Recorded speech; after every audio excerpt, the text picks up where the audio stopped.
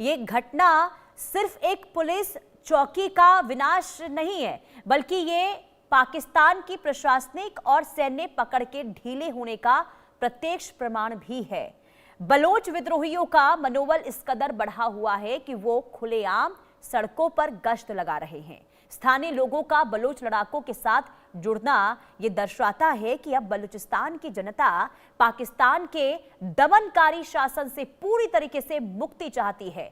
Bloch नेताओं का ये दावा है कि पाकिस्तान की गैर कानूनी मौजूदगी अब अपने अंत की ओर बढ़ रही है और 11 अगस्त को बलोच विद्रोहियों द्वारा आजादी के आधिकारिक ऐलान के बाद से ही पूरे क्षेत्र में बगावत की आग भड़क उठी है। हालांकि अंतर्राष्ट्रीय स्तर पर अभी इसे आधिकारिक मान्यता नहीं मिली है, लेकिन जमीन पर जिस तरह से पाकिस्तानी सेना बेबस नजर आ रही है, उसने पाकिस्तान के अस्तित्व पर गंभीर सवाल खड़े कर दिए हैं। सेना प्रमुख मुनीर के लिए अब अपने देश के टुकड़े होने से रोकना एक बड़ी चुनौती बन गया है और अगर ये विद्रोह इसी गति से आगे बढ़ता रहा तो आने वाले कुछ महीनों में पाकिस्तान को न केवल बलूचिस्तान से अपना प्रशासनिक नियंत्रण खोना पड़ेगा, बल्कि एक नए राष्ट्र के उदय की राह भी स्पष्ट होती हुई यहां पर दिखाई दे रही है। अब देखिए, प्रशस्त होती हुई दिखाई दे रही है, माफी चाहूंगी। और इधर बलूचिस्तान की आजादी की मांग अब सिर्फ एक नारा नहीं है, बल्कि एक हकीकत बनती हुई दिखाई दे रही है, जिसके सामने पाकिस्तानी सेना की ताकत बौनी साबित हो रही है। यानी कि बीएलए का जो विद्रोह इस वक्त देखने को मिल रहा है, बीएलए का जो कहर यहां पर देखने को मिल रहा है, ये नींद उड़ाने के लिए काफी है पाकिस्तानी सेना के लिए। और हालात इस कदर पाकिस्तानी सैनिकों के लिए बलूचिस्तान में देखने को मिल रहे हैं कि पाकिस्तानी सैनिक वहां से भागते हुए दिखाई दे रहे हैं। यानी कि पूरा का पूरा नियंत्रण, पूरा का पूरा कंट्रोल बीएलए का इस वक्त बलूचिस्तान में देखने को मिल रहा है। हमारे साथ lieutenant colonel JS Sodhi defence expert के तौर पर जुड़ चुके हैं। बहुत स्वागत है सर आपका इंडिया न्यूज पर। सर, बलूचिस्तान में बीएलए का विद्रोह अब उग्र हो गया है, क्योंकि अब देखिए जहां पर हमला हुआ है पुलिस स्टेशन पर, कई पुलिस कर्मियों को अगवा कर लिया गया है, हथियारों पर कब्जा कर लिया गया है। ये तो सीधे तौर पर ये बताने के लिए काफी है कि बीएलए की बहुत बड़ी जीत और पाकिस्तानी सैनिकों की हार हुई है। जय हिंद पुनीता जी। जय हिंद। ये मेरा सौभाग्य कि मैं आपके न्यूज चैनल पे हूं।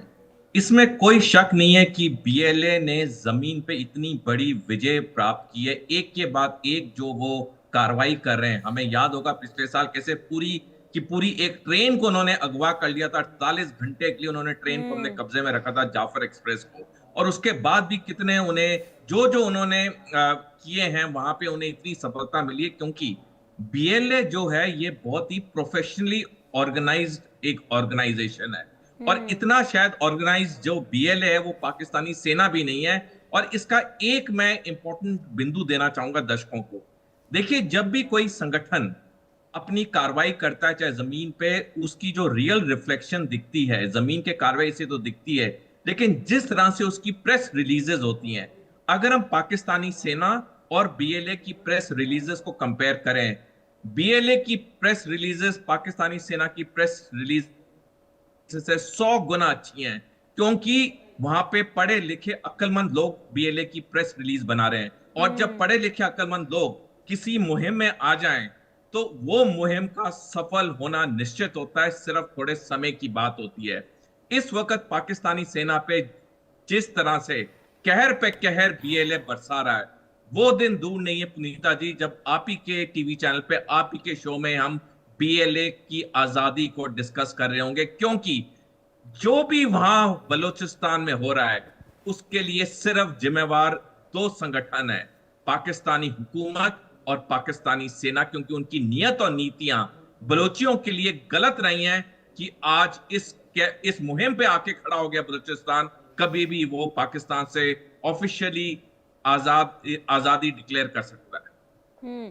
और देखिए ना सर, क्योंकि पिशीन जिले में जो ये हमला हुआ है पुलिस स्टेशन पर, यहाँ पर ये हमला हुआ, विस्फोट के जरिए उड़ा दिया गया, हालात बहुत ज्यादा वहां पर खराब है। इसके अलावा जो खनिज वाहन है उसे भी रोका गया है, इंफ्रास्ट्रक्चर को भी बीएलए के द्वारा निशाना बनाया जा रहा है।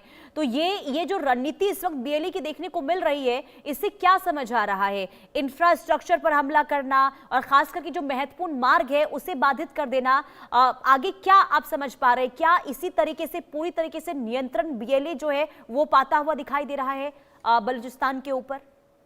देखिए पुनीता जी, बीएलए की जो रणनीति है बड़ी साधारण है, और साधारण इसलिए मैं कह रहा हूं कि उन्होंने आइडेंटिफाई कर लिया है कि जो भी लाइफलाइंस हैं बलूचिस्तान सूबे में, चाहे रोड्स हो, रेल नेटवर्क्स हो, इंपॉर्टेंट बिल्डिंग्स हो, हम्म। इंफ्रास्ट्रक्चर हो, उन पे अगर वो हमला करेंगे तो पाकिस्तानी का जो पूरा सिस्टम है वो आस्ता आस्ता ध्वस्त होना शुरू हो जाएगा।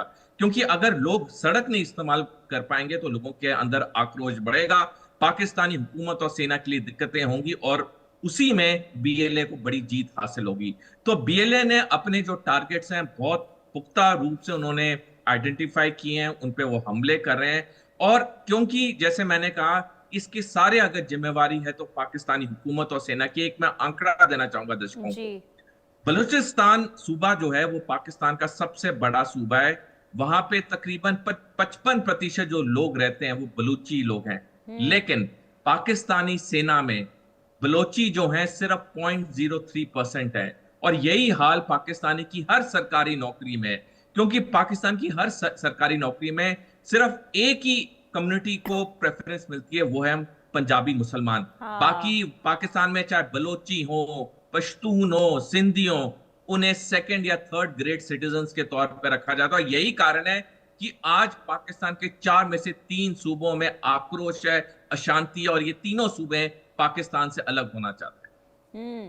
बिल्कुल। और सोचिए कि बलूचिस्तान हो गया, पीओके हो गया, यहाँ से आप लंबे समय से वहाँ के जो नेचुरल रिसोर्सेज हैं आप उसका इस्तेमाल कर रहे हैं और उन तक ही आप तमाम सुविधाएं नहीं पहुँचा रहे हैं, जिसका नतीजा ये है जैसा आप बता रहे थे कि हालात वहाँ पर बद से बदतर हो गए हैं। लेकिन सर, अब क्या वाकई में ऐसी स्थिति समझ आ रही है कि पाकिस्तान की सेना अब किसी भी तरीके से हालात वहाँ पर सुधार पाने में कामयाब हो पाएगी?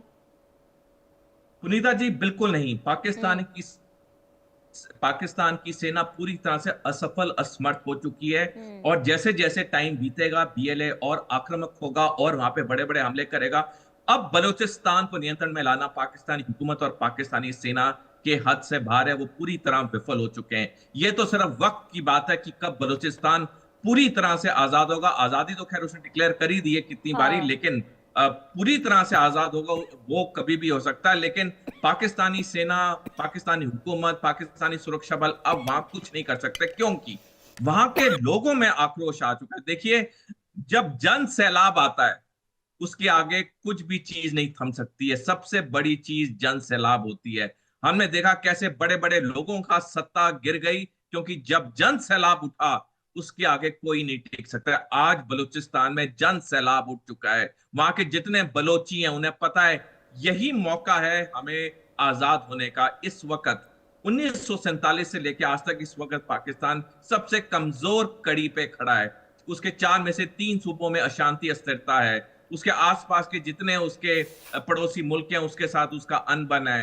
आर्थिक तौर पे पाकिस्तान पूरी तरह खत्म हो चुका है। तो ये एक सुनहरा मौका है, चाहे बलूचियों के लिए चाहे पश्तूनों के लिए, क्योंकि पश्तून जो हैं वो भी खैबर पख्तूनख्वा को अफगानिस्तान में मिलाना चाहते हैं। तो डेफिनेटली पाकिस्तान के लिए बहुत एक टफ समय है। लेकिन मेरे को पाकिस्तान से कोई सहानुभूति नहीं है। मैं तो चाहता हूं आज ये पाकिस्तान के 4 टुकड़े हो, क्योंकि पाकिस्तान हमारा दुश्मन देश है। मेरे को से कोई सहानुभूति नहीं। इसने हमारे कितने सैनिक, कितने नागरिक मारे, कितनी इसने हमारी प्रॉपर्टी बर्बाद की है। पाकिस्तान का ध्वस्त होना ही दुनिया में शांति लाएगा। बिल्कुल। और खास करके देखिए, ये हालात होने के बावजूद भी पाकिस्तान के अंदर कोई भी स्थिति सुधरती हुई नजर नहीं आ रही है। हमने देखा कैसे पीओके में लोगों की आवाज को दबाने का काम किया गया, बलूचिस्तान में भी हमने वही स्थिति देखी, इसके बाद खैबर पख्तूनख्वा में भी हमने वही हालात देखे। यानी कि अब बद से बदतर हालातों को कैसे और बिगाड़ा जाए ये वहां की सेना और वहां की सरकार जानती है। लेकिन क्योंकि जैसा आपने भी कहा कि देखिए, इस वक्त पाकिस्तान आर्थिक तौर पर भी जूझता हुआ दिखाई दे रहा है, और दूसरी तरफ हमने देखा कैसे राजनीतिक विद्रोह भी देखने को मिल रहा है, और तीसरी तरफ अगर ये विद्रोह की लहर अलग अलग प्रांतों से निकलकर सामने आती है तो फिर वो समझा जाए सर इतिहास एक बार फिर से दोहरा रहा है। 1971 एक बार फिर से रिपीट हो रहा है जो हमने 1971 में हालात देखे थे। डेफिनेटली पुनीता जी, इसमें तो कोई शक नहीं है। 1971 दोबारा रिपीट हो रहा है, और कभी भी उसका एक औपचारिक ऐलान तो हो चुका है, लेकिन कभी भी वो पूरी तरह से अलग भी हो जाएगा। और जैसे मैंने कहा कि वो दिन दूर नहीं जब मैं आपके चैनल पे, आपके शो पे हम ये बलूचिस्तान के आजादी दिवस को डिस्कस कर रहे होंगे। हाँ। क्योंकि जहां तक पाकिस्तानी हुकूमत और सेना की बात है, इन्होंने 23 मार्च 1948 को खान ऑफ कलत की कनपट्टी पे बंदूक रख के बलूचिस्तान को अपने देश में विलय तो करा लिया। देखिए हाँ। पुनीता जी, विलय विलय कराना जन इच्छा के विपरीत एक अलग चीज होती है, उसके बाद जो वहां के लोगों के साथ सलूक होता है वो एक बड़ी चीज होती है। विलय तो उन्होंने करा लिया उसके खान ऑफ कलत की कनपट्टी पे बंदूक रख के, लेकिन उसके बाद बलूचियों के साथ जो उन्होंने सेकंड थर्ड ग्रेड सिटीजनों का व्यवहार किया, उसके बाद वहां पे जो आक्रोश था वो आस्ता आस्ता बढ़ता गया, बढ़ता गया, बढ़ता गया, और आज इस चरम पे आ चुका है कि अब बलूचिस्तान बिल्कुल पाकिस्तान के साथ नहीं रहना चाहता है। तो इसमें पूरी विफलता पाकिस्तानी हुकूमत की है, पाकिस्तानी सेना की है। अगर उन्होंने बलूचियों को इक्वल राइट्स दिए होते, आज बलूची पाकिस्तान में पूरी तरह एसिमिलेट हो गए होते, लेकिन क्योंकि उन्होंने नहीं किया, उन्होंने सिर्फ पंजाबी मुसलमानों को फेवर किया, आज उसका खामियाजा खुद पाकिस्तान भुगत रहा है।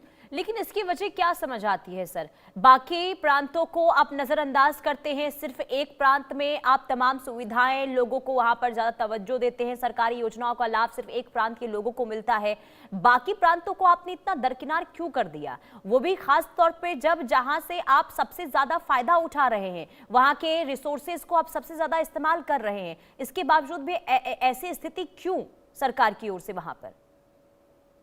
पुनीता जी, जब से पाकिस्तान एक नए देश के रूप में बना 14 अगस्त 1947 को, तो जो पाकिस्तान का पंजाब सूबा है, वहां के जो लोग थे वो बहुत अमीर थे बनस्पत बाकी 3 सूबों से, यानी सिंध, बलूचिस्तान और खैबर पख्तूनख्वा। अब क्योंकि ये जो अमीर पंजाबी मुसलमान थे, इनके पास पैसे की ताकत थी, इन्होंने पाकिस्तानी सरकार के हर अंग में उन्होंने अपना दबदबा करना शुरू किया। और जैसे जैसे उनका दबदबा बढ़ता रहा, उन्होंने और दबदबा शुरू किया। तो ये अब स्टेट आ गई है कि पाकिस्तान में कुछ भी अगर होता है वो पंजाबी मुसलमानों के अनुसार ही होता है। और बाकी 3 सूबे जो थे वो तो 1947 से ही गरीब थे, वो और गरीब होते रहे। और जब एक लेवल आया, जब बाकी 3 सूबों ने देखा कि हमें तो यहाँ कुछ मिल ही नहीं रहा है, सबको तो पाकिस्तान के पंजाब सूबे में जा रहा है, तो वो आक्रोश सड़कों पे आना शुरू हो गया। और उसके बाद पाकिस्तान के लिए जो दिक्कतें बढ़ गई, तो इसका बेसिक कारण है कि जो पंजाबी मुसलमान है पाकिस्तान में, वो शुरू से ही बड़े अमीर कौम रही है और उन्हें पैसे की ताकत पे पाकिस्तान के हर सरकारी महकमे में अपना पूरा नियंत्रण जमाया हुआ है आज तक। हम्म, बिल्कुल। और यही तो वजह है कि लोगों के अंदर अब इससे नाराजगी निकलकर सामने आ रही है। लेकिन अब उससे भी ज्यादा हैरान कर देने वाली बात ये रही कि लोगों ने जब जब अपनी आवाज बुलंद की, तब तक आपने उन आवाज को कुचलने का काम किया, आपने उनकी तरफ नजर उठाकर नहीं देखा। और अब जब इस तरीके से बीएलए का विद्रोह देखने को मिल रहा है, तो बहुत ज्यादा चिंताजनक हालात इसलिए भी बन गए हैं सर कि इन तस्वीरों के सामने आने के बावजूद भी अब तक कोई प्रतिक्रिया सामने नहीं आई है। हालांकि इन स्थितियों को दबाने की कोशिश हर बार होती रही है ताकि इंटरनेशनल मीडिया इसको कवर ना करे। अपने घर के अंदर जो हालात बने हुए हैं, अब इससे ध्यान भटकाने को लेकर भारत के साथ किस तरीके से उकसावे को लेकर कार्रवाई करता रहा है, ये हम लगातार देख रहे हैं। यानी कि अपनी नीयत से कभी पलटेगा नहीं पाकिस्तान। पुनीता जी देखिए, जिस देश की बुनियाद 2 गलत नीयत और नीतियों पे हो, यानी कि पाकिस्तान की बुनियाद की जो 2 बुनियादी फाउंडेशन है, वो है भारत विरोधी और हिंदू धर्म विरोधी। जब किसी देश या किसी इंसान की जो बुनियादी चीजें गलत हों, वो इंसान या देश जिंदगी में कैसे तरक्की कर सकते हैं? पाकिस्तान बना ही भारत विरोधी और हिंदू धर्म विरोधी सेंटिमेंट्स पे। उसके बाद वो बन गया। अगर पाकिस्तान अपने पे फोकस करता, आज कहां का कहां पहुंच जाता। मैं दर्शकों को एक और आंकड़ा देना चाहूंगा। 1950 में जब 3 साल हुए थे भारत को आजाद हुए, पाकिस्तान को एक नए देश के रूप में बने, 1950 में पाकिस्तान की अर्थव्यवस्था भारत की अर्थव्यवस्था से अच्छी थी। पाकिस्तान की पर कैपिटा जीडीपी 83.3 अमेरिकी डॉलर थी और भारत की थोड़ी कम 82.2 अमेरिकी डॉलर थी। लेकिन ऐसा क्या हुआ कि 1950 से आज 2026 में भारत दुनिया की बड़ी इकोनॉमीज में से एक है और पाकिस्तान पूरी तरह कंगाल हो चुका है। इसका कारण एक ही है, गलत नीयत और गलत नीतियां। हमारे भारत के सभ्यता, संस्कृति, संस्कार में लिखा है, अगर किसी इंसान के अंदर जहर जैसे ख्याल हो, कोई इंसान गलत सोचे, वो कभी जिंदगी में तरक्की नहीं कर सकता। अगर हम अपने दोस्त देखें, अपने प्रोफेशनल कलीग्स देखें, जिन जिन लोगों में अच्छी नीयत और नीतियां थी, वो उन्होंने जिंदगी में तरक्की की। जो लोग हमेशा नफरत करते रहे, दूसरे के बारे में झूठ बोलते रहे, गलत बोलते रहे, आज वो कहीं पे भी नहीं। यही चीज देशों पे लागू होती है, यही चीज पूरी पूरी पाकिस्तान पे लागू होती है। आज पाकिस्तान जो भी सिचुएशन में है, उसके लिए एक ही चीज जिम्मेवार है, पाकिस्तान खुद। बिल्कुल, बहुत शुक्रिया सर इंडिया न्यूज के साथ जुड़ने के लिए और महत्वपूर्ण जानकारी देने के लिए। कुल मिलाकर बीएलए का हाल बहुत ज्यादा खराब है। बीएलए ने वहां पर विद्रोह